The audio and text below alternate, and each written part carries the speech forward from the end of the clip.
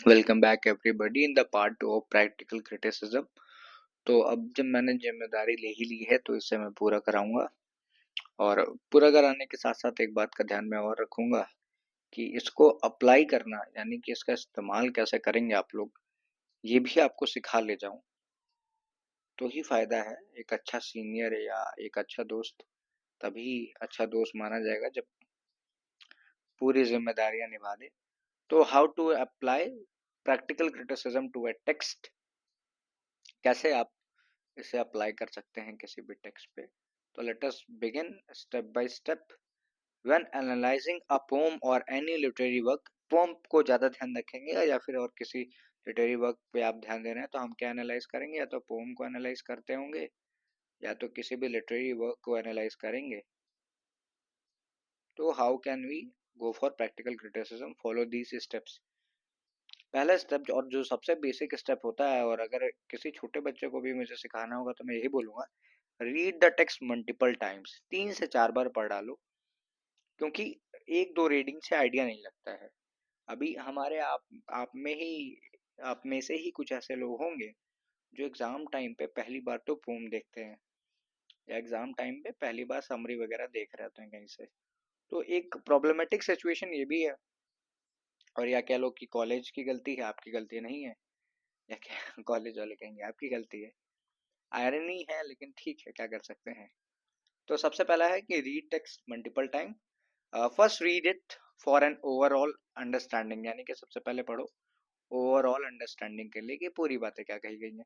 Then read it again more carefully, दूसरी बार और ध्यान से पढ़ो। फोकसिंग ऑन स्पेसिफिक वर्ड्स, कुछ वर्ड्स को पकड़ लो, फ्रेजेस को पकड़ लो एंड सेंटेंसेस को पकड़ लो।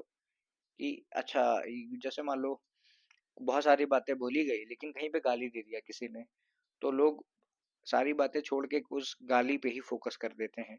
तो वैसे ही यहाँ पे कई सारे वर्ड्स होंगे, कई सारे फ्रेजेस होंगे, कई सारे सेंटेंसेस होंगे, लेकिन सब उतने इंपॉर्टेंट नहीं होंगे। नो डाउट इंपॉर्टेंट हैं, पर उतने इंपॉर्टेंट नहीं है जितना कोई एक सेंटेंस निकल जाए, कोई एक फ्रेज निकल जाए, या कोई एक वर्ड निकल जाए। Step 2, identify 4 kinds of meaning. मैं पहले ही पढ़ा चुका हूँ 4 काइंड्स ऑफ मीनिंग क्या है, कैसे निकालना है ये तो सीखो। तो sense, what is the pome literally saying, यानी कि सेंस क्या है। अगर आपको सेंस वाली मीनिंग बतानी है तो सबसे पहले पोम लिटरली क्या कहती है। लिटरली यानी कि इंग्लिश लैंग्वेज या लिटरेचर को जब आप हिंदी में पलट देंगे, यानी ट्रांसलेट करेंगे, समझेंगे, तो पोम का लिटरल मीनिंग क्या होता है। Summarise it in simple words, आराम से धीरे से सिंपल वर्ड्स में बता दो। आराम और धीरे से बताने का ये मतलब नहीं है कि एकदम ही धीरे लिखो, मतलब कि इत्मीनान से सोचते हुए बता दो। पता चला आराम से और धीरे से बता रहे हैं और पेपर छूट गया है, या फिर तेजी से बता दिए तो पेपर कॉपी ही फाड़ दिए। ठीक है, कई बच्चों को तो मैंने ये भी बोलते हुए सुना है कि आज हमने पेपर फाड़ दिया। ठीक है, तो उन्होंने पेपर नहीं फाड़ा, एक्चुअली उनका पेपर अच्छा गया है। एक डिलेमा ये भी रहता है कि कैसे पेपर फाड़ सकते हैं ये लोग बीच में। Feeling when emotions does, what emotion does the pome convey. अगर आपको फीलिंग वाला मतलब निकालना है, यानी कि क्या इमोशन आ रहा है, पोम को पढ़ के कोई इमोशन आ रहा है कि नहीं। पोम को पढ़ के इमोशन उन्हीं लोग को आता है जिन्हें पोम की समझ होती है। जैसे पोम की कोई समझ नहीं होती, उसको इमोशन नहीं आती, उसको एग्जामिनर और पेपर को जो आदमी सेट कर रहा है उसके ऊपर गुस्सा आता है। लेकिन अगर आप पोम के इमोशन समझेंगे तो आपको समझ में आ जाएगा कि पोम कहना क्या चाहती है, आपको फीलिंग समझ में आ जाएगी पोम की। इज इट सैड, अब देखो क्या क्या इमोशन हो सकते हैं। सैड है, जॉयफुल है, जॉयफुल यानी कि बहुत मजा आ रहा है, नॉस्टैल्जिक यानी पुरानी बातें याद हो रही, इट एटसेट्रा, और भी कई सारी चीजें हो सकती हैं। Tone, how does the poet communicate to the reader या फिर with the reader, is it formal. अब देखो टोन कैसे पहचानोगे, तो टोन में कैसे तुम्हारा जो राइटर है वो कैसे तुमसे बात करने की कोशिश कर रहा है, या तुम्हें किस तरह से अपनी बातें समझाने की कोशिश कर रहा है। फॉर्मल तरीके में, कन्वर्सेशनल तरीके में, यानी बोलचाल की भाषा में, आयरनिक यानी ताना दे करके, कि जैसे अभी मैंने बताया कि कई बच्चे बेचारे लास्ट मोमेंट पे समरी पढ़ेंगे, तो अब ये ताना ही मारना हुआ, बुरा ना मानिएगा लेकिन ये ताना ही मारना हुआ। तो यही सारी टोन्स होती हैं। खैर मैं टोन पे एक अलग से वीडियो बना दूंगा, जाके वॉच कर लेना।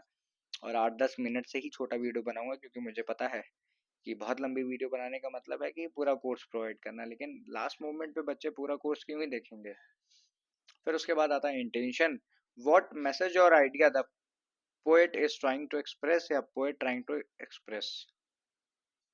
इंटेंशन क्या है, किन बातों पे बात करने की कोशिश की जा रही है, इसका भी आपको ज़रा ध्यान रखना है और ये समझाना पड़ेगा। तो ये इंटेंशनल मीनिंग हो गया।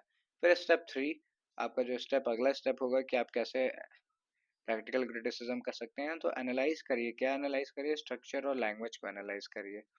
कैसे एनालाइज करेंगे बताता हूँ। Look at literary devices, literary devices देखो, मेटाफर देखो, सिम्बली देखो, सिम्बोलिज्म देखो, एलिटरेशन देखो एंड रिदम देखो। अब देखो भाई, दिक्कत तो आ रहा होगा। मान लो अगर पहली बार देख रहे हो या पहली बार सीरियस स्टडी कर रहे हो तो दिक्कत आएगी। तो एक पूरी प्लेलिस्ट बना रखी है मैंने, दो वीडियो ऑलरेडी हो चुके हैं, 3 वीडियो ऑलरेडी हो चुके हैं, ये चौथी वीडियो है प्लेलिस्ट में। तो प्लेलिस्ट जाके पूरी वॉच कर लो, सारी चीज़ें बेसिक से क्लियर हो जाएंगे। तब भी कोई दिक्कत हो तो मेरा नंबर दिया हुआ है, टेक्स्ट कर लो। तब भी कोई दिक्कत है तो टेक्स्ट करने के बाद कॉल कर लो।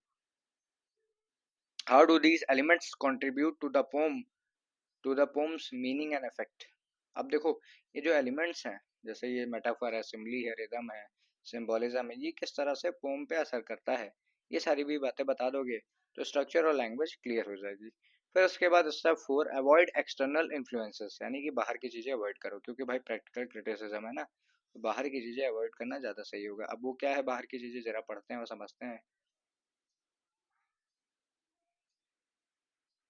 To analyze the poem without considering the poet's life, historical background, or outside interpretations, focus only on what the text itself reveals. अब देखो, अब मैं तो नहीं जानता, लेकिन आप में से कई ऐसे बच्चे होंगे जो पोइट्री वगैरह रीड करते होंगे या टेक्स्ट रीड करते होंगे।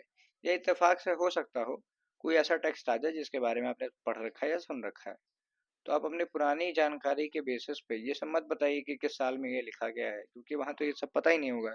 ये मत बताइए कि किस राइटर ने लिखा है, पता चला आपको पहचान में आ गया तो आप सारी बातें बताने लग गए। तो ये सब काम मत करिए, ये सब आप काम करेंगे तो मार्क्स कम मिलेंगे।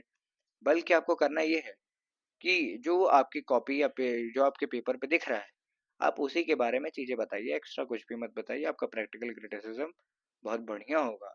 तो आपको अवॉइड करना है एक्सटर्नल इन्फ्लुएंसेस को। Consider multiple interpretations.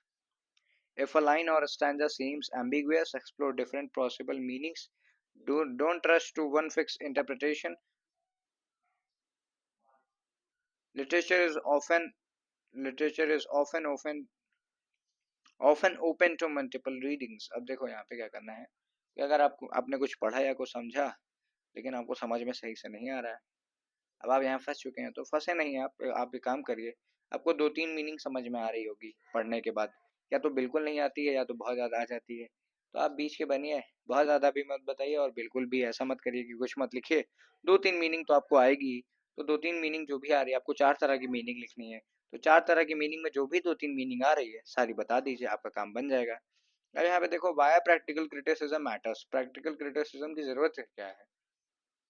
It trains readers to develop their own interpretations rather than relying on experts. अब देखो, अगर तुमको प्रैक्टिकल क्रिटिसिज्म आ जाएगा तो तुम्हें मेरे जैसे लोगों की जरूरत कम पड़ेगी। अब या तो मैं ही पागल हूँ या इतना ज्यादा इंटेलेक्चुअल हूँ कि तुम्हें सिखा दे रहा हूँ। It helps in understanding poetry and literature deeply and personally. अगर आप पोएट्री और लिटरेचर के बढ़िया जानकार बनना चाहते हैं तो आपको प्रैक्टिकल क्रिटिसिज्म तो कम से कम आना ही चाहिए, तभी आप इसको बढ़िया से पढ़ सकते हैं। It minimizes biases and distractions from external influences. अब जैसे राइटर की लाइफ के बेसिस पे अगर तुम किसी भी पोइट्री को जज कर रहे हो, तो देखा जाए तो प्रैक्टिकल क्रिटिसिज्म के हिसाब से बहुत खराब काम कर रहे हो। तो यही है प्रैक्टिकल क्रिटिसिज्म, इसी तरह से आपको अप्लाई करना है। ये कोई रॉकेट साइंस नहीं है, बहुत सिंपल चीज़ है। This is it and this is channel study with प्रखर, योर फेवरेट। मैं तो यही मान के चलता हूँ। Contact number is 9336903429, and if you want to further contact me on Instagram prakhatripathi011. I will be open for suggestions. अगर किसी को कोई कमी लगे या कोई एक ऐसी चीज़ जो चाहता है कि जिस पे मैं कोई वीडियो बना दूं, तो मुझे टेक्स्ट करो। I am always open to criticism, I am always open to suggestions, I am always open for the new things that can be explored. मैं भी एक स्टूडेंट हूँ, आप भी एक स्टूडेंट हैं। तो स्टूडेंट्स आपस में डिस्कस करते हैं, एक दूसरे को सलाह देते हैं। कोई किसी के ऊपर रौब नहीं झाड़ता, ना कोई किसी का यहाँ टीचर है। We all are learners and long live literature, long live literature, long live you all people. Hope so कि आपका एग्जाम अच्छा जाए। Best of luck for your exams, hoping to see you soon.